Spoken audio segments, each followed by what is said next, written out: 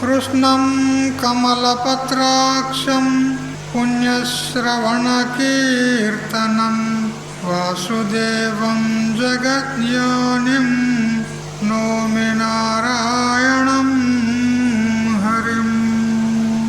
శంకరం శంకరాచార్యం కేశవం బాదరాయణం సూత్రభాష్యకృతౌ వందే భగవంతౌ పునః పునః. ఈశ్వరో గురురాత్మేతి మూర్తిభేద విభాగినే వ్యోమవత్ వ్యాప్తదేహాయ దక్షిణామూర్తయే నమః. యుక్తాహార విహారాయ వివిక్తస్థలవాసినే మలయాళయతీంద్రాయ బ్రహ్మనిష్ఠాయ తే నమః. గీతా భాగవతాద్వైత తత్వామృతస్వరూపిణే గండిక్షేత్ర నివాసాయ రామకృష్ణాయ తే నమః. ఓం పూర్ణమదః పూర్ణమిదం పూర్ణాత్ పూర్ణముదచ్యతే పూర్ణస్య పూర్ణమాదాయ పూర్ణమేవావశిష్యతే. ఓం శాంతి శాంతి శాంతి. స్వాంత పరికల్పిత బ్రహ్మాండాంతర్వర్తి సకల చరాచర ప్రాణికోట్ల యొక్క అసత్ జడ దుఃఖ మోహాత్మకమైనటువంటి సకల ఉపాధుల కంటే విలక్షణమై సత్తు చిత్తు ఆనంద రూపం చేత స్వయం ప్రకాశమానమై వెలుగొందుచున్నటువంటి ప్రత్యేక అభిన్న పరమాత్మకు సాష్టాంగ ప్రణమిల్లుతూ ఆత్మీయులారా, శ్రీమద్ భగవద్గీత 11వ అధ్యాయము విశ్వరూప సందర్శన యోగమును మనం ఈరోజు ఉదయం పూట ప్రారంభించుకున్నాము. పీఠికా రూపంలో తెలుసుకుంటూ ఉన్నాము. ఇంత దగ్గర 10 అధ్యాయాల వరకు చక్కగా భగవంతుడు ఆత్మతత్వాన్ని బోధిస్తూ వచ్చాడు. మరి ఉపాసన కోసమయ్యి 10వ అధ్యాయాన్ని విస్తారంగా చెప్పాడు. భగవంతుని యొక్క విభూతులు అనంతములు, అవి సంపూర్ణంగా చెప్పుటకు అలవి కాదు. అయినా కానీ సంక్షేపంగా చెప్పి ఇది అది అననేలా విష్టభ్యాహమిదం కృష్ణం ఏకాంశేన స్థితో జగత్. నేను సంపూర్ణ జగత్తులో వ్యాపించి అనేక విభూతుల రూపంలో నేను ఉన్నాను. అయితే ఈ జగత్తు ఎంత ఉన్నదో అంతనే అని నా యొక్క పరిమితము కాదు.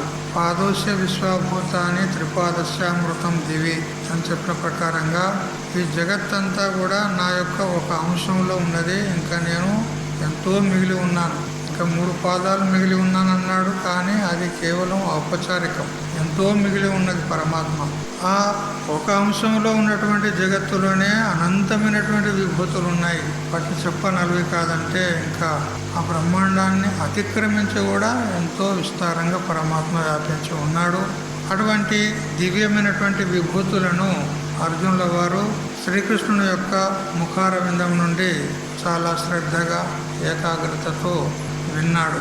విన్న తర్వాత అతనికి జిజ్ఞాస కలిగింది. హే కృష్ణ, నీ యొక్క విభూతులను గురించి, నీ యొక్క విశ్వరూపాన్ని గురించి చెప్పావు, కానీ నాకు చూడాలనిపిస్తుంది అన్నాడు. చూడు, కానీ అర్జునునికి తెలియదు. ఆ విశ్వరూపాన్ని నేను చూడలేను అనేది తెలియదు అర్జునునికి. భగవంతుడైతే భక్తుని యొక్క ఆగ్రహం మేరకు, కోరిక మేరకు విశ్వరూపాన్ని అయితే చూపెడతాడు. కానీ కొంత మేరకు చూసేసరికి అతనికి భయం వేసింది. అర్జునునికి భయం వేసి, హే కృష్ణ, నీ యొక్క ఆ దివ్యమైనటువంటి భయంకరమైనటువంటి రూపాన్ని ఇక నేను చూడలేను, నీవు మళ్ళీ పూర్వ రూపంలోకి వచ్చేసేయి అని మళ్ళీ వేడుకున్నాడు. ఎందుకనంటే మన శరీరము చిన్న ఉపాధి, అది విరాట్ రూపం. ఈ చిన్న ఉపాధితోనే అంత పెద్ద విరాట్ రూపాన్ని చూసేటువంటి సామర్థ్యము మనకు లేదు. వాస్తవం అర్జునుడికి కూడా లేదు. అయినా కానీ ప్రేమతో అడిగినందుకు చూపెట్టాడు, కానీ చూడలేకపోయాడు. అప్పుడు ఆ పరిస్థితి ఎట్లా ఉన్నదంటే, సముద్రమే అది వచ్చి చెరువులో చేరితే ఆ చెరువు యొక్క గతి ఏమిటి? సముద్రమే చెరువులో చేరిందను, చెరువు యొక్క గతి ఏమిటి? ఎక్కడిదక్కడ అంత తెగి పోతుంది. అట్లా అయిపోయింది. చిన్న ఉపాధి మనది. మన పరిచ్ఛిన్న బుద్ధితో ఆ వ్యాపకమైనటువంటి విరాట్ స్వరూపాన్ని ఏం చూడగలం మనం? సరే, ఏదో విధంగా అర్జునుడు చూశాడు భగవంతుని స్వరూపాన్ని, కానీ ఈ చర్మచక్షువుల చేత చూడలేడు. ఆ పరమాత్మ యొక్క స్వరూపాన్ని చూడాలంటే దివ్యమైనటువంటి చూపు కావాలి. ఆ దివ్యమైనటువంటి చక్షువును కూడా ప్రసాదించాడు భగవంతుడు. దివ్యం దదామితే చక్షు పశ్యమే యోగమైశ్వరం. ఆ కాలభైరవ స్వరూపాన్ని చర్మచక్షుల చేత చూసేవాడు కాదు, దివ్య చక్షులు ఇచ్చినందువల్ల చూడగలిగాడు. అది కూడా కొంత మేరకు మాత్రమే, కొంతసేపు మాత్రమే చూడగలిగాడు. ఆ తర్వాత మళ్ళీ పూర్వరూపంలోకి రా అని మళ్ళీ బ్రతిమలాడినాడు భగవంతుడు. అయితే ఆ భగవంతుని యొక్క వాస్తవ స్వరూపం మనం చూడాలనుకుంటే మాత్రము ఈ ద్వంద్వ ధర్మాలు ఏవైతే ఉన్నాయో ప్రపంచంలో వాటిని అన్నిటినీ వదిలేసేయాలి. నేను నాది అనేటువంటి ద్వంద్వ ధర్మాలు అన్నిటినీ వదిలేసేయాలి. అప్పుడు నామరూప రహితము చేత చూడగలం, కానీ నామరూపాల్లో చూడలేము మనం. ఎందుకంటే విశ్వం అంతా కూడా విశ్వనాథుడే. ఆ విశ్వనాథుని యొక్క విభూతులు చూడాలంటే ఈ చర్మచక్షులతో ఏం చూస్తాం మనం? నామరూప రహితమైనటువంటి ఏ వస్తువు ఉన్నదో దాన్ని మనం తెలుసుకోగలం, అనుభవానికి తెచ్చుకోగలం. ఎంతవరకు మనకు ద్వైత బుద్ధి ఉంటుందో, పరమాత్మ వేరుగా ఉన్నాడు, నేను వేరుగా ఉన్నాను, అతడు నాకు ఉపాస్యుడు, నేను ఉపాసకుణ్ణి, అతడు నాకు పోషించేవాడు, నన్ను రక్షించేవాడు, నేను కేవలము సేవకుణ్ణి మాత్రమే అని ఈ విధమైనటువంటి ద్వైత భావన ఉన్నంత వరకు భయమే కలుగుతుంది. ఇప్పుడు అంత పెద్ద విరాట్ స్వరూపాన్ని భగవంతుడు చూపించినా కానీ భయం పోయిందా అర్జునునికి? భయపడ్డాడు.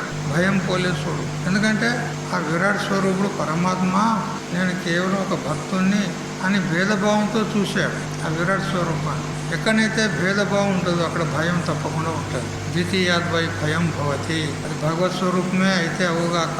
కానీ భగవంతుని వేరుగా విరాట్ రూపంలో చూసేసరికి అతనికి భయం వేశాడు. ఎందుకంటే ఇది నియమం ఉన్నది, ఎక్కడ రెండు వస్తువులు ఉంటాయో అక్కడ భయం ఉంటుంది. ద్వితీయాద్వై భయం భవతి, ఏది ఉదరం అంతరం కురితే అతతస్య భయం భవతి అని మనకు తైత్తరీయ ఉపనిషత్తు మరియు అనేక ఉపనిషత్తులు చెప్తూ ఉన్నాయి. రెండవ వస్తువు ఉంటే అక్కడ భయం ఉంటుంది. ఇక్కడ అర్జునుడు రెండవగా అంటే తనకంటే భిన్నంగా చూశాడు భగవంతుని, అందుకని భయం వేశాడు. కానీ ఆ నామరూపాలను రూపుమాపి కేవల చైతన్య రూపంతో చూసినట్లయితే అక్కడ ఇక భయం అనేది ఉండదు. ఈ శరీరానికి అధిష్టానమై, ఈ శరీరానికి సాక్షిరూపుడనై, నామరూపరహితుడనై ఏ నేనైతే ఉన్నానో ఈ నేనే ఆ నామరూపరహితమైనటువంటి శుద్ధ వ్యాపక ఏ చైతన్యం ఉన్నదో, పరబ్రహ్మం ఉన్నదో అది నేను అని ఎప్పుడైతే ఒకటిగా తెలుసుకుంటాడో ఆ భేదంలో భయం ఉండదు. ఇక ఎంతవరకు భేద భావన ఉంటుందో అంతవరకు తప్పకుండా భయం కుదరదు. అందుకని హే దివ్యాత్మ స్వరూపులారా, జీవుడు జడము.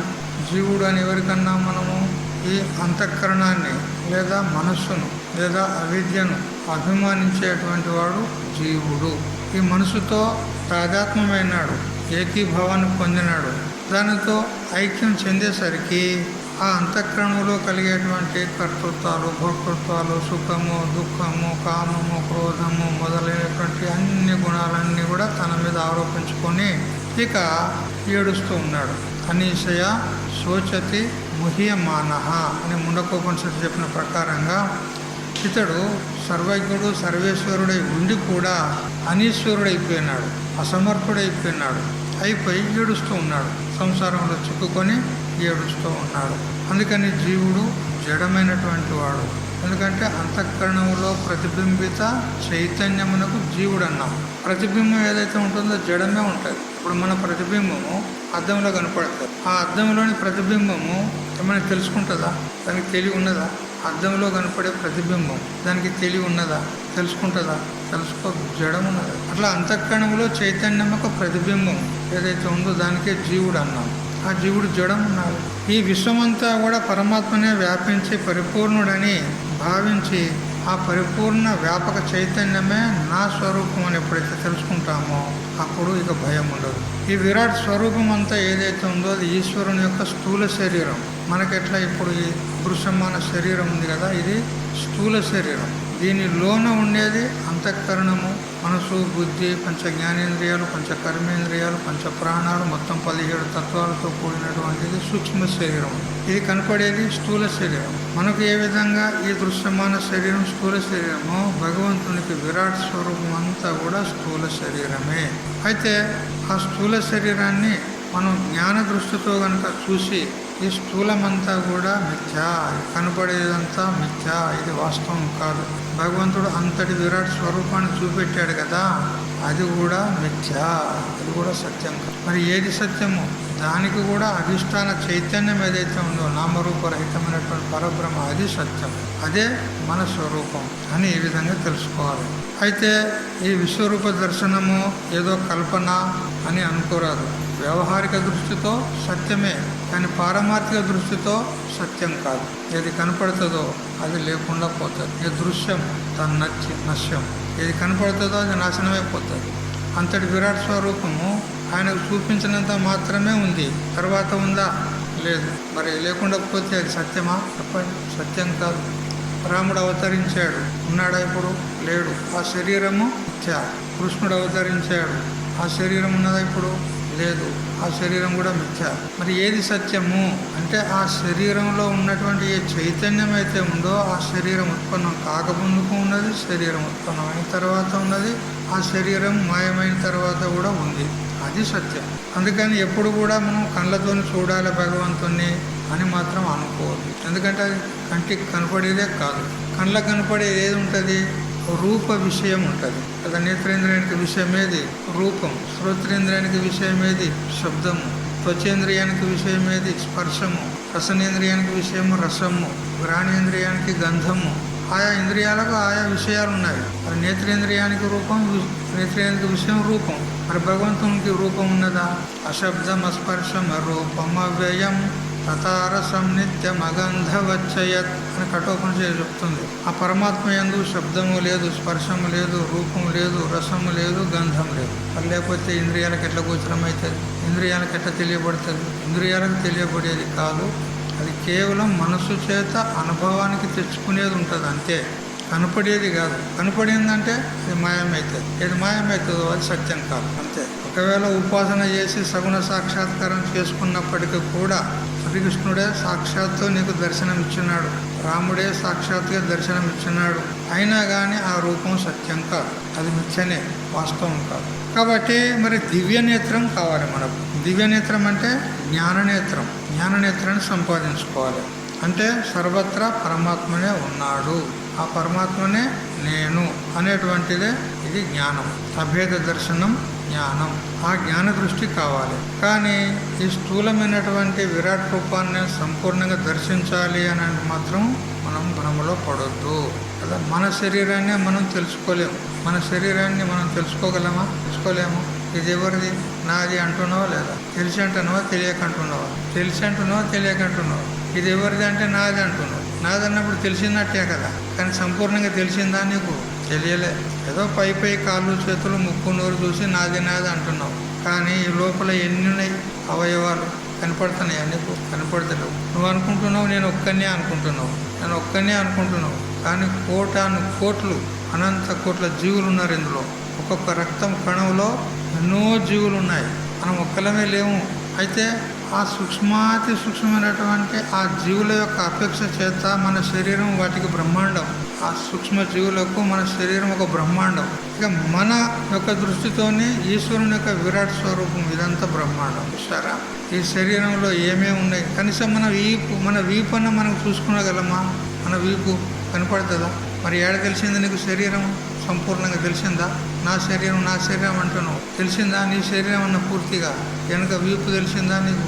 తెలియలేదు. మన శరీరమే మనకు తెలియదంటే భగవంతుని ఏం చూస్తావు? ఇక నువ్వు ఆ విరాట్ స్వరూపాన్ని ఏం చూస్తావు నువ్వు? అందుకని ఆ భ్రమలో పడేది లేదు. కేవలం చైతన్యం ఏదైతే ఉందో అది మన స్వరూపము అని తెలుసుకోవాలి. దేహంలో ఉండే జీవక్రిములు ఈ దేహ నిర్మాణ స్వరూపాన్ని ఏ విధంగా తెలుసుకోలేవో అట్లే విశ్వ బ్రహ్మాండం యొక్క విచిత్ర స్వరూపాన్ని ఊహించడం కానీ తెలుసుకోవడం కానీ మన శక్తికి అతీతమైంది. మన శరీరం యొక్క స్థితిగతినే మనం తెలుసుకోలేమన్నప్పుడు బ్రహ్మాండాన్ని తెలుసుకునేటువంటిది మన శక్తికి అతిక్రమించింది. అది మనతోని కాదు, తెలుసుకోలేము. కానీ చైతన్య దృష్టితే పరమాత్మను మనం దర్శించుకోవచ్చు. ఈ బ్రహ్మాండము గురించి ఎంత విచారం చేసినా మన బుద్ధికి అంతు పట్టదు. అందుకని బ్రహ్మాండానికి అధిష్టానం ఎవరు అది గుర్తుపట్టాలి. అది మనం తెలుసుకున్నట్లయితే సర్వం తెలుసుకున్నట్లే. అధిష్టానాన్ని తెలుసుకుంటే అధ్యస్థ వస్తువు అంతా కూడా తెలియబడ్డట్లే అని ఈ విధంగా ఈ 11వ అధ్యాయానికి పీఠికా రూపంలో ఉపోద్ఘాత రూపంలో మనం కొంతమేరకు చింతన చేయాలి. ఇప్పుడు శ్లోకాన్ని చదువుకుందాం. మొదటి శ్లోకం. అర్జున ఉవాచ మదనుగ్రహాయ పరమం గుహ్యమధ్యాత్మ సంగీతం యత్వయోక్తం వచస్తేన మోహోయం విగతో మమ. హే కృష్ణ, మద్ అనుగ్రహాయ అంటే నన్ను అనుగ్రహించుట కొరకై నీ యొక్క పరమం అంటే ఉత్కృష్టమైనటువంటి, గుహ్యం అతి రహస్యమైనటువంటి, అధ్యాత్మ సంగీతం అధ్యాత్మం అనే పేరు కలిగినటువంటి నీ యొక్క దివ్యమైనటువంటి తత్వాన్ని నాయందు అనుగ్రహించి నీవు చెప్పావు. యత్ త్వయా ఉక్తం, ఏది నీ చేత చెప్పబడిందో, వచనం భగవంతుడు ఏదైతే వచనాలు చెప్తూ వచ్చాడో, ఆత్మతత్వాన్ని బోధిస్తూ వచ్చాడో, తేనా దాని చేత మమ అయం మోహ విగత, నా ఈ మోహము నష్టమైపోయింది అన్నాడు. చూడు, అర్జునునికి 10 అధ్యాయాలు విన్న తర్వాత అతని మోహం నష్టమైపోయింది అన్నాడు. మన మోహం పోయిందా? ఉన్నదా పోయిందా? ఉన్నదా? ఇంకెక్కడికి మోహం? దేని పట్ల ఉన్నది మోహం? అదన్నా చెప్పు. దేని విషయంలో ఉన్నది మోహం చెప్పండి. ఇంకా కొడుకులు, బిడ్డలు, మనవరాళ్ళ మీద ఇంకా ఉందంటారా? ఉన్నది చెప్తలేరు కదా, ఉన్నది. ఇంకా ఏం పట్టుకొని ఏడుస్తున్నావు అక్కడ? ఏమున్నదని ఏడుస్తున్నావు? ఇంకా ఇంతగానో చెప్తూ వచ్చినాడు, జగత్తు మిథ్య, అంతా మిథ్య, నీ శరీరమే మిథ్య అని. తర్వాత నీకంటే భిన్నమైనటువంటి మనవరాలు, కొడుకులు, బిడ్డలు వాళ్ళు ఎట్లా సత్యం అవుతారు? పోనీ నీకు ఏం ఉపయోగం అవుతారు వాళ్ళు? చెప్పు, నీకేం ఉపయోగం అవుతారు? నిన్ను ఉపయోగం చేసుకుంటారు వాళ్ళు, కానీ వాళ్ళు నీకు ఉపయోగపడరు. నిజమా అబద్ధమా? అంటారేమో, ముసలోళ్ళం అయినాం కదా, ఇక మాకు వాళ్ళే దిక్కు కదా, మరి వాళ్ళతో మాకు ఉపయోగం ఉన్నది కదా అని మీరు అంటారు కదా. పూర్తిగా చేత కాకుండా అయినాం అనుకో, లేవడానికి ఎక్కువ సాధ్యమైతే లేదు. అప్పుడు ఎట్లుంటే చూడండి, అప్పుడు చూడండి. పోనీ మంచిగానే చూసుకున్నారనుకో, కానీ నీకు మోక్షానికి ఉపయోగపడతారా అది చెప్పు. నీకు మోక్షాన్ని ఇప్పించగలరా వాళ్ళు? మరి మనకు కావాల్సిన ప్రయోజనానికి వాళ్ళు ఉపయోగపడినప్పుడు ఇక వాళ్ళ మీద ఎందుకు మోహం? నీకు అక్కడికే రారు వాళ్ళు, పనికే రారు. చూసారా, ఈ పాడు మోహం ఎందుకు వదిలేదు? ఎందుకు వదిలిపెడతలేరు? ఇంకా ఎన్నడూ మీరు వదిలేది? ఇంతగానో చెప్తూ ఉన్నాడు భగవంతుడు. ఇంకా ఎప్పుడు వదులుతారు చెప్పండి? పనికిరావుల మీద విశ్వాసం పెడతాం, పనికొచ్చేటువంటి గురువుల మీద విశ్వాసం లేదు, ఆ కృష్ణుని మీద విశ్వాసం లేదు మనకు. ఈ ఒక్క మాతాజీ అంటుంది, ఉన్నది స్వామి మాకు విశ్వాసం ఉందని ఒక్క మాకు మీరు ఇవ్వాలంటలేరు అంటే మీకు లేదన్నట్టే, అంతే కదా. ఇంతగానో చెప్తూ ఉన్నాడు, ఆత్మబోధ చేస్తూ ఉన్నాడు శ్రీకృష్ణ పరమాత్మ స్వయంగా. ఆ భగవంతుని మీదనే విశ్వాసం లేకపోతే ఇంకా మీరు ఎవరి మీద విశ్వాసం ఉంటుంది? పెడతారు విశ్వాసం, పనికిరాని వాళ్ళ మీద పెడతారు, పెట్టి మోసపోతారు, అంతే కదా. అట్లా ఉన్నది. ఒక చెట్టు మీద ఒక ముసలి గద్ద ఉండేనంట. ముసలి గద్ద, మనం కూడా ముసలి గద్దలనే కదా. అది ఎగురలేదు, ఆహారానికి వెళ్ళి తిరిగి ఆహారం సంపాదించుకోలేదు, పూర్తిగా ముసలిదైంది, చెట్టు మీద ఉన్నది. ఇక ఆ చెట్టు మీదకి ఆ రాత్రిపూట అన్ని పక్షులు వచ్చి చేరుతాయి. అయితే ఆ గద్దను చూసి ఆ పక్షులకు అన్నిటికీ జాలి వేసింది. అయ్యో పాపం ముసలి గద్ద, ఇది ఎగురలేదు, ఆహారాన్ని సంపాదించుకోలేదు, పాపము అది ఆకలితో చనిపోతుంది కదా అని చెప్పి ఆ పక్షులన్నీ కూడా అవి దినమంతా అక్కడ తిరిగి ఆహారాన్ని సంపాదించుకొని అవి కడుపు నిండా తిన్న తర్వాత వచ్చేటప్పుడు కొంత ఆహారం తీసుకొచ్చి ఆ గద్దకి ఇచ్చేది. ఆ గద్ద తిని ఆ విధంగా జీవిస్తూ ఉంది. ఇక ఆ పక్షులకు పిల్లలు ఉన్నాయి కదా, ఆ పిల్లలు గూళ్ళల్లో ఉంటాయి. అవేమో ఆహారం కోసం వెళ్ళిపోతాయి. ఇక అవి చెప్పిపోయినాయి అన్నమాట. అయ్యా ముసలి గద్ద, మేము పోతున్నాం, మేము దినమంతా అక్కడక్కడ తిరుగుతూ ఉంటాము, మా పిల్లలు ఉంటాయి, జాగ్రత్త, కొంచెం చూడు అంటే సరే బిడ్డ అన్నది. ఇక పక్షులన్నీ దినం పూట లేచిపోయినాయి, చెట్టు నుంచి ఎగిరిపోయినాయి, ఆహారం కోసం వెళ్ళిపోయినాయి. ఇక ఒక పిల్లి వచ్చింది. ఆ పిల్లలన్నీ ఉన్నాయి కదా పక్షి పిల్లలు, వాటిని తినాలని ఆశతోని ఆ పిల్లి వచ్చింది, చెట్టు ఎక్కింది. కానీ ఆ చెట్టు మీద గద్ద ఉన్నది, పెద్ద గద్ద, ముసలి గద్ద. దాన్ని చూడంగానే పిల్లికి భయమైంది. అమ్మో ఇది ఎగిరి నా మీద పడేనా అంటే నన్ను చంపేస్తుంది అనుకున్నది. ఆ పిల్లి భయపడి ఒక యుక్తిని పన్నింది. ఏమిటంటే, ఏ గద్ద బావా చూడు, నాకు వైరాగ్యం కలిగింది, నాకు మాంసం తినాలనిపిస్తలేదు. ఏదో నువ్వు పెద్ద మనిషి ఉన్నావు కదా, నువ్వు 2 మంచి ధర్మం ముచ్చట్లు, నీతి ముచ్చట్లు, మంచి ముచ్చట్లు చెప్తావని నీ దగ్గరికి వచ్చినా, నేను రోజు నీ దగ్గరికి వస్తా, రోజు నీతో సత్సంగం చేస్తా, నాకు మంచి ముచ్చట్లు చెప్పాలి రోజు, నీకే నేను శరణాగతి అయినా కదా, గురువుకు శరణాగతి అయినట్టు ఆ పిల్లి ఆ ముసలి గద్దకు శరణాగతి అయినా అని ఒక నటన. అది అట్లా మాట్లాడేసరికి ఆ గద్ద పాపం నమ్మింది. అయ్యయ్యో నీకంత వైరాగ్యం కలిగిందా బిడ్డ, నువ్వు రోజు నీకు రోజు మంచి ముచ్చట్లు చెప్తా అని అంటే సరే అని అన్నది. రోజు వస్తున్నది, 1 గంట సేపు సత్సంగం చేస్తుంది, వింటుంది. పోయేటప్పుడు 4 పిల్లల్ని పట్టుకొని పోతారు, పక్షి పిల్లల్ని పట్టుకొని పోతుంది, తింటుంది. ఆ చెట్టు తొర్రలనే, కింద తొర్ర ఉంటుంది, మొదట్లో తొర్ర ఉన్నది, ఆ తొర్రలో పోతుంది, తింటుంది. ఇక వాటి బొక్కలు, వాటి గూరు అది ఉంటుంది కదా, అంత ఈకలన్నీ అవన్నీ అక్కడ పడేస్తుంది, మాంసం తింటుంది, పోతుంది. మళ్ళీ తెల్లారి వస్తుంది, మళ్ళీ ఏర్పడకుండా సత్సంగానికన్నా వస్తుంది, వింటది. పోయేటప్పుడు పట్టుకొని పోతుంది ఏర్పడకుండా. పాపము ఆ గద్దకు తెలుస్తలేదు, ఇది ఇట్లా చేస్తుందని తెలుస్తలేదు. అప్పుడు ఇక పక్షులకు వాటికి అయ్యో నా పిల్లలు లేవు అని అవి వెతుకుతూ ఉన్నాయి. నా పిల్లలు ఎక్కడ పోయినాయి? అప్పుడు గద్దని అడిగితే, ఏమే గద్ద నువ్వు ఉన్నావు కదా, నా పిల్లలు ఏమయ్యారు అంటే, తెలియదు బిడ్డ, నేను ఇన్నే నిలబడ్డా, ఈ చెట్టు మీదనే ఉన్నా, ఏమైందో నాకు తెలియదు బిడ్డ అని అదా. అప్పుడు ఇట్లా 2-3 రోజులు కాగానే అవి వెతికినాయి, నా పిల్లలు ఎక్కడవా అని వెతికే వరకు ఆ చెట్టు త్వరలో వాటి గూరు, వాటి ఎముకలు అవన్నీ అవశేషాలు కనపడ్డాయి. అమ్మ, మనం పోయిన తర్వాత ఈ గద్దనే తింటుంది మన పిల్లల్ని అని ఆ పక్షులన్నిటికీ అనుమానం వచ్చింది. అప్పుడు అన్నీ కలిసి ఆ గద్ద మీద పడి పొడిచి ఆ గద్దను చంపేసింది. చూసినా, ఇప్పుడు విశ్వాసం పెట్టినటువంటి వాళ్ళ మీద విశ్వాసం పెడితే తన మరణానికే గద్ద. చూసారా, ఆ పిల్లి అంటే ఏంది, అది మాంసాహారి, స్వభావాన్ని విడిచిపెడుతుందా? విడిచిపెట్టదు. నేను వైరాగ్యాన్ని పొందినా అంటే ఎట్లా నమ్మింది? నమ్మింది. ఎవరి మీద విశ్వాసం పెట్టకూడదో వారి మీద విశ్వాసం పెట్టినందుకు దాని ప్రాణానికే ముప్పు వచ్చింది. చూసారా, అట్లా మనం ఎవరి మీద పెట్టాలి శ్రద్ధ, విశ్వాసం, ఎవరి మీద పెట్టాలో పెడతలేము, పెట్టరాని వాళ్ళ మీద పెడతాను కదా.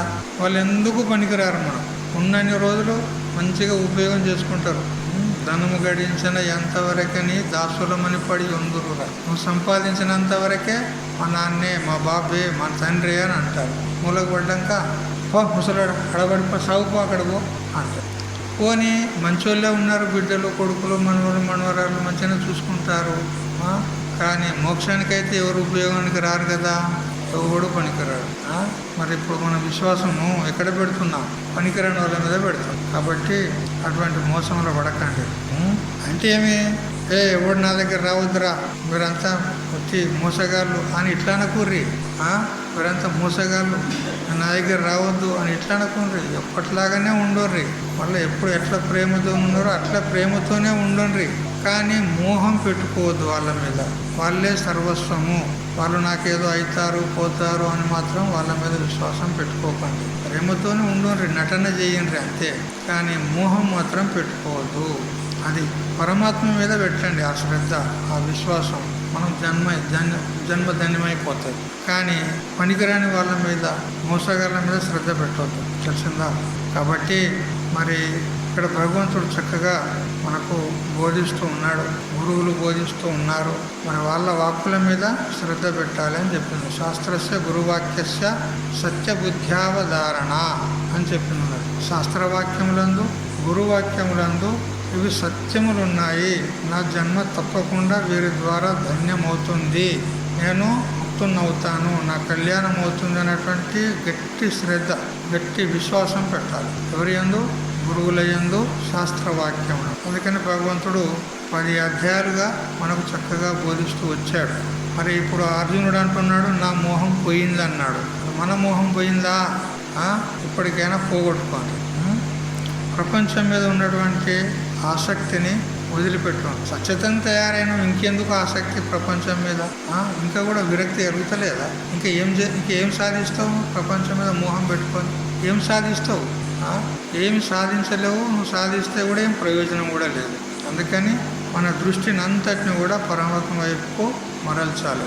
పరమాత్మనే అనన్య శరణాగతి, ఇంకా ఎవ్వరూ లేరు నాకు. త్వమేవ మాతాచ పితా త్వమేవ, నీవే నా తల్లివి, నీవే తండ్రి, అన్నీ నీవే, నాకు వేరే గత్యంతరం లేదు అని భగవంతుని మీద భారం వేసి ఉండాలి. ఎవరెవరి మీదనో నమ్మకం పెట్టుకుంటున్నాం, విశ్వాసం పెట్టుకుంటున్నాం పనికిరాని వాళ్ళ మీద, అది మోసం.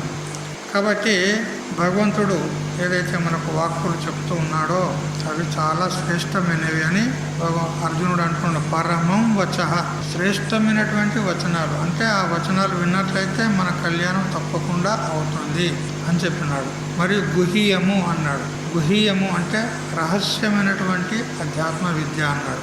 ఎందుకన్నాడు గుహ్యము అని? అనంటే మన స్వరూపమే అయినప్పటికీ కూడా మనం తెలుసుకోలేకపోతున్నాం కదా, అందుకని గుహ్యం అన్నాడు. బహిర్ముఖ పురుషులకు అసలు తెలియదు. ఎవరైతే ఆత్మతత్వాన్ని అవగాహన చేసుకోవడానికి ప్రయత్నం చేస్తూ ఉంటారో వారికి కొంచెం కొంచెం తెలుస్తూ ఉంటుంది. అది కూడా అకస్మాత్తుగా కాదు, నెమ్మదిగా ఎట్లా చింతన చేస్తుంటే అట్లా తెలుస్తూ ఉంటుంది అన్నమాట. కాబట్టి ఇది ఎంత బోధించినా కానీ బుద్ధిలో కూర్చోదు కదా. కూర్చుంటుందా బుద్ధిలో? పక్క ఇప్పుడు ఆయన చెప్పినట్టు మొత్తం అంతా ఇలా ఫిట్ అయిందా కదా? కూర్చుంటలేదు. ఎందుకు? అది గుహ్యం ఉన్నది, ఆ తత్వం రహస్యం ఉన్నది. అందుకని వింటూనే ఉండాలి, ఎప్పటికీ వింటూనే ఉండాలి.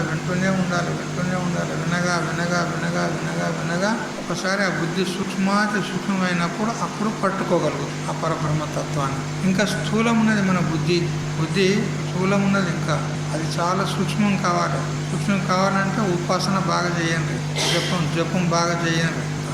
అయితే భగవంతుని యొక్క ఏదైతే వాక్కు ఉన్నదో ఇది చాలా శ్రేష్టమైనటువంటిది. మరి అధికారవాణి కదా, ఏ విధంగా శాసనం చేస్తారో ఒక యజమాని సేవకునికి ఏ విధంగా శాసనం చేస్తాడో అట్లా భగవంతుని యొక్క వాణి అధికార వాణి అన్నమాట. అతడు చెప్పిండంటే ప్రతివాడు ఒప్పుకోవాల్సిందే. ఎందుకంటే భగవంతుడు చెప్తాడు. మనలాంటి మనుషులు చెప్తే ఏదైనా దోషం ఉండొచ్చు అందులో, కానీ భగవంతుడు చెప్తున్నాడు కాబట్టి అందులో ఏ విధమైన దోషం ఉండదు. తప్పకుండా ఒప్పుకొని తీరాల్సిందే. ఒక పల్లెటూరు లోపల ఒక చెరువు ఉందంట. అయితే ఆ చెరువు నీళ్ళే తాగుతారు వాళ్ళు. తాగడానికి ఆ చెరువు నీళ్ళు ఉపయోగం చేస్తారు. బట్టలు ఉతకడానికి అవే చెరువు నీళ్ళు ఉపయోగం చేస్తారు. ఇక కొంతమంది మూర్ఖులు ఉంటారు కదా, వాళ్ళు ఆ చెరువు పక్కకు అట్లా పోతారు, బహిర్భూమి పోతారు, అక్కడనే కడుక్కుంటారు, వస్తారు కదా, మళ్ళీ అవే తాగుతారు. ఆ ఊరి పెద్దలు ఎంత చెప్పినా ఇంటలేరు. అరే అక్కడ పోకురు, అట్లా చేయకుండ్రి, నీళ్ళని అశుద్ధం చేయకుండ్రి, అవి తాగుతున్నాం, మన ఊరోళ్ళందరికీ ఉపయోగం అవుతున్నాయి, మంచినీళ్ళు నాయన, అట్లా చేయకుండా అంటే ఎవడు వింటలేడు.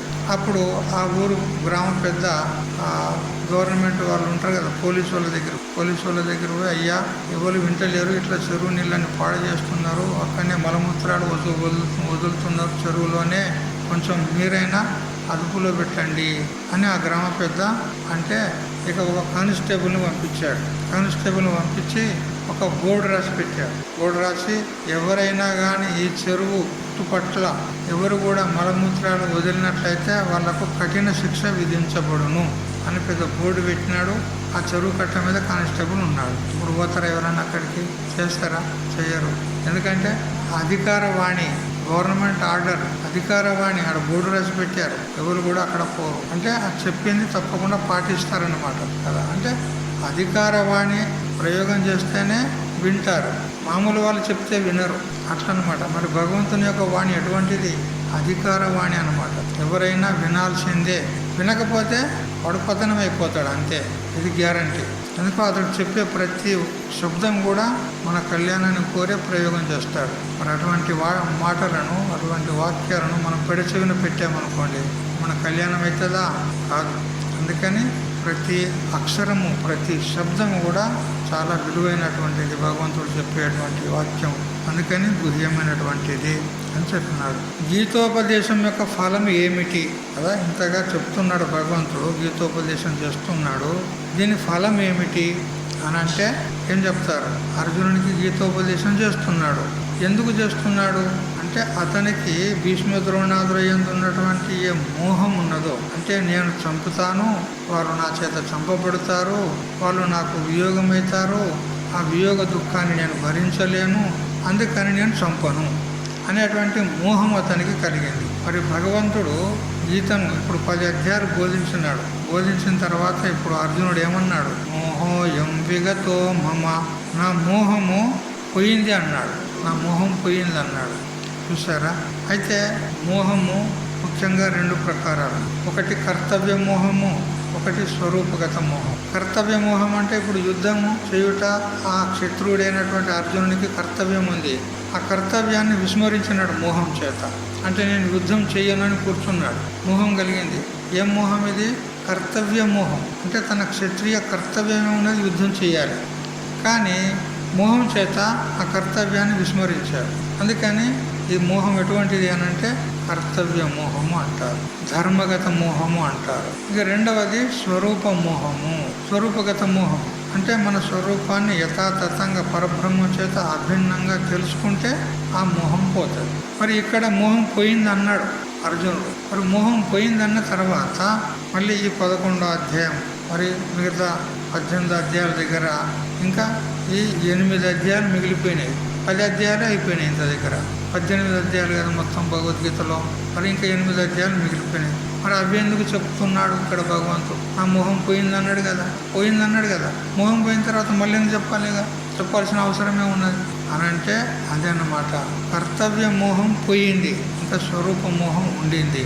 అందుకని మోహం పోయిందని అంటున్నాడే, అక్కడ ఏ మోహం పోయింది అంటే కర్తవ్య మోహం పోయింది. అంటే ఈ భీష్మ ద్రోణాదులను చంపుతాను, వారు వియోగులైతారు, నాతో వియుక్తులైతారు, వాళ్ళు వియోగం అయితే నేను దుఃఖాన్ని అనుభవించాల్సి ఉంటుంది, అందుకని నేను వారి చంపను అనేటువంటి ఏ మోహం అయితే కలిగిందో ఆ మోహం పోయింది. అంటే ఆత్మ నిత్యము, శరీరాలు అనిత్యము. భగవంతుడు చెప్పాడు కదా, అంతవంత ఇమే దేహా నిత్యస్యోక్త శరీరిణ అనాశనో అప్రమేయస్య తస్మాత్ యుద్ధస్వ భారత అని. ఈ దేహాలన్నీ కూడా అంతవంతములు, నాశవంతములు, మిథ్యారూపములు. ఆత్మ అయితే అది నిత్యమున్నది, సత్యమున్నది, అవినాశం ఉన్నది. అందుకని ఇక మోహం పొందుటకు, శోకించుటకు కారణమే లేదు ఇక్కడ అని ఎప్పుడైతే భగవంతుడు చెప్పాడో అప్పుడు అతని యొక్క కర్తవ్య మోహము నివృత్తమైంది. ఇంత దగ్గర 10 అధ్యాయాల గ్రంథ సందర్భం చేత కర్తవ్య మోహము నివృత్తమైంది. ఇంకా స్వరూప మోహం అట్లే ఉంది. ఇంత దగ్గర ఏం చేసినట్లయింది? కేవలం త్వపదార్థం యొక్క విచారణ చేసినాడు. మరి తత్పదార్థం యొక్క విచారణ కూడా జరుగుతూ ఉంది. ఇది మొత్తం అయిన తర్వాత అప్పుడు అసిపదం అభేదాన్ని బోధిస్తుంది కదా, అది వినాలి. అప్పుడు అభేద జ్ఞానం అయితే స్వరూపగత మోహం పోతుంది. ముందు చెప్తాడు 13వ అధ్యాయంలో చివరి షట్కం ప్రారంభంలో, క్షేత్రజ్ఞంచాపి మాం విద్ధి సర్వక్షేత్రేషు భారత అంటాడు. హే భారత, సకల క్షేత్రాల్లో, సకల ఉపాధుల్లో, సకల శరీరాల్లో నేనే ఉన్నాను అని జీవాత్మను పరమాత్మను అభేదంగా చెప్పినాడు అక్కడ. అటువంటి బోధ చేత, అభేద బోధ చేత అప్పుడు అతనికి స్వరూపగత మోహం పోతుంది. అప్పుడు చివరికి అంటాడనమాట, నష్టో మోహ స్మృతిర్లబ్ధ్వా తత్ప్రసాదాన్ మయాచ్యుత. హే భగవాన్, హే కృష్ణ, మీ అనుగ్రహం చేత, తత్ప్రసాదాత్ అంటే మీ యొక్క ప్రసాదం వల్ల, మీ యొక్క అనుగ్రహం వల్ల నా మోహం నష్టమైపోయింది. స్మృతి లబ్ధ, నాకు స్మృతి కలిగింది. ఏమని? నీవే నేను, నేనే నీవు అనేటువంటి స్మృతి కలిగింది. ఇక ఇప్పుడు నువ్వు ఏమి చెప్తే అది చేస్తా. కరిష్యే వచనం తవ, నువ్వు ఏది చెప్తే అది నేను చేస్తా అన్నాడు. అప్పుడు పూర్తిగా స్వరూపమోహం పోయింది. మరి అంత దగ్గర ఇంకా మిగతా గ్రంథం ఉందన్నమాట. సరే, ఆ తర్వాత మిగతా శ్లోకాలు చదవండి. భవాప్యయౌ హి భూతానాం స్మృతౌ విస్తరసో మయా తత్తః కమలపత్రాక్ష మాహాత్మ్యమపి చావ్యయం ఏవమేతత్ యథా తత్వం ఆత్మానం పరమేశ్వర ద్రష్టుమిచ్చామి తే రూపం ఐశ్వరం పురుషోత్తమ మన్యసే యది తచ్చక్యం మయా ద్రష్టుమితి ప్రభో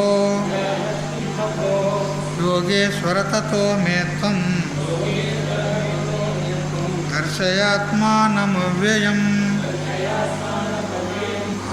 హే కృష్ణ, హే కమలపత్రాక్ష, ఓ రాజీవ నేత్ర, భూతానాం భావ అప్యయౌ, సకల భూతాల యొక్క ఉత్పత్తి మరియు ప్రళయం ఏవైతే ఉన్నాయో అవి నీ యొక్క అవ్యయం అంటే నాశరహితమైన మహాత్మ్యం అపిచ మహిమను కూడా మయా నా చేత తత్వతః అంటే యథార్థముగా తత్తః నీ వల్ల విస్తరస శృతౌహి విస్తారముగా వినబడినవి అంటాడు. సకల భూతాల యొక్క ఉత్పత్తి స్థితి లయ కారణము నీవే అని నువ్వే చెప్పినావు స్వయంగా నీ ముఖం ద్వారా. మరి నీ యొక్క విభూతులు కూడా చెప్పినావు, నీ యొక్క మహాత్మ్యాన్ని కూడా చెప్పినావు.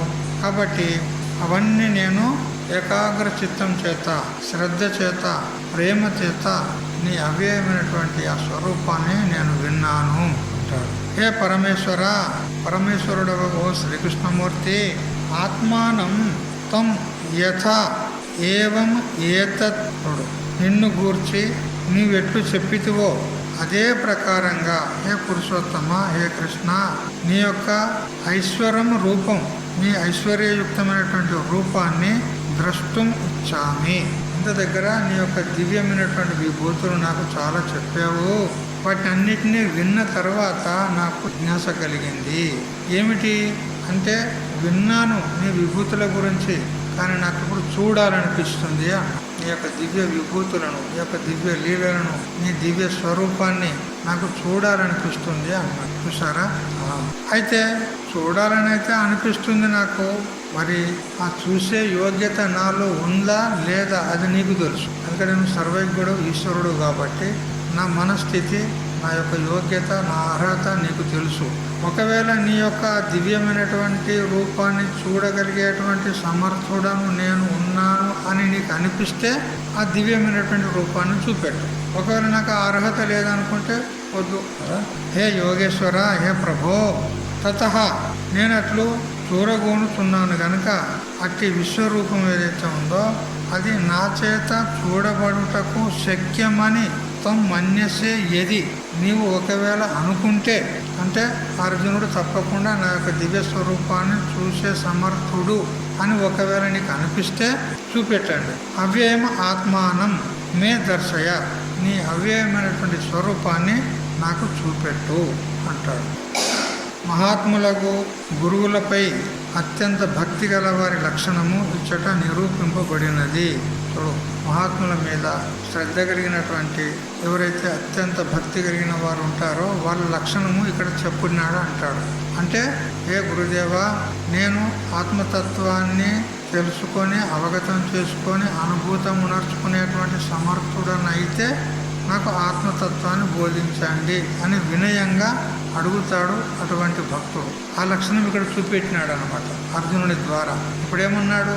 హే కృష్ణ, నీ యొక్క దివ్యమైనటువంటి స్వరూపాన్ని నేను చూడగలుగుతానా లేదా అది నీకు తెలుసు కాబట్టి నేను చూడగలను అనేటువంటి భావన నీకుంటే, నీకు అనిపిస్తే చూపెట్టు, లేకపోతే వద్దాం. అది నమ్రత అనేది అట్లా ఉంటుంది. నాకు చెప్పుము, నాకు చూపుము అని తిరస్కార భావంతో చెప్పక, నేను వినుటకు, చూచుటకు, అనుష్ఠించుటకు అర్హత గలవాడనని తమకు తోచినచో ఉపదేశింపుడు.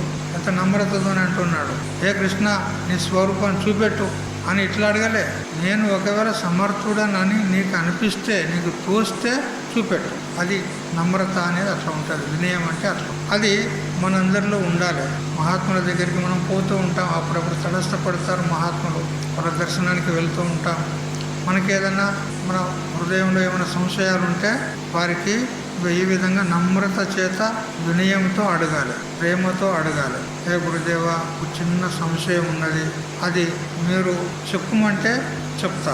ఆ సంశయాన్ని మీరు తీర్చగలిగిన సంశయం లేదు నాకు, కాకపోతే నేను సమర్థుడనా కాదా, నేను యోగ్యుడనా కాదా, అది గ్రహించి మీరు దానికి సమాధానం చెప్పండి అని నమ్రతతో అడగాలి. అంతేగాని ఓ మహారాజ్ నాకు ఒకటి అడిగేది ఉన్నది చెప్తావా, ఇట్లా అడుగుతారు కొంతమంది. వాళ్ళకు నమ్రత, వినయము, మర్యాద ఏది ఉండదు. ఓ మహారాజ్ ఒకటి అడుగుతా చెప్తావా, ఇట్లా అడుగుతారు. అది సభ్యత కాదన్నమాట. అప్పుడు భగవంతుడు అంటున్నాడు, శ్రీ భగవానువాచ పశ్య మే పార్థ రూపాణి శతశోత సహస్రశః నానావిధాని దివ్యాని నానావర్ణాకృతీని చ.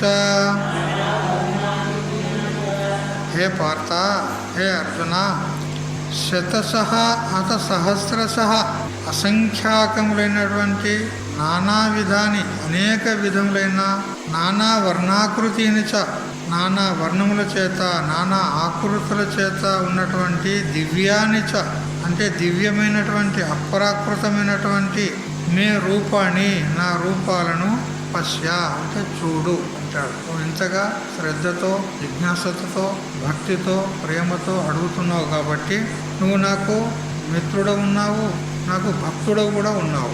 అందుకని నీకు నేను నా దివ్యమైనటువంటి చాలా విచిత్రములైనటువంటి అనేక వర్ణాలతో అనేక ఆకారాలతో కూడుకున్నటువంటి ఆ దివ్య రూపాలను నీకు చూపెడతాను, చూడు అంటాడు. పశ్యాదిత్యాన్ వసోన్ రుద్రాన్ అశ్వినో మరుతస్తథా బహూన్యదృష్టపూర్వాణి పశ్యాశ్చర్యాణి భారత. హే భారత అంటే ఓ అర్జున, ఆదిత్యాన్ ఇంతకుముందుకు మనం 12వ అధ్యాయం తెలుసుకున్నాం. 12 ఆదిత్యులు ఉంటారని తెలుసుకున్నాం. వసూన్ అంటే 8 వసువులు ఉంటారని తెలుసుకున్నాం. రుద్రాన్ అంటే 11 రుద్రులు ఉంటారని తెలుసుకున్నాం. అశ్విని కుమారుడు 2 ఉంటారు. మరుత 49 మంది మరుదుగణం ఉంటుందని తెలుసుకున్నాం మనం. వీళ్ళందరినీ కూడా నేను చూపెడతాను, వాళ్ళందరూ నాయందే ఉన్నారు, చూడు.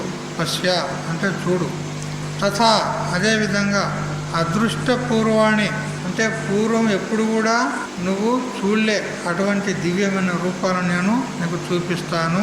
అవి కూడా బహూని ఆశ్చర్యాన్ని చాలా ఆశ్చర్యకరమైనటువంటి నా యొక్క రూపాలు చూపిస్తాను, నువ్వు చూడు అంటాడు. మిగతా విషయము రేపు తెలుసుకున్నాను. ఓం సహనావతు సహనౌ భునక్తు సహ వీర్యం కరవావహై తేజస్వినావధీతమస్తు మా విద్విషావహై.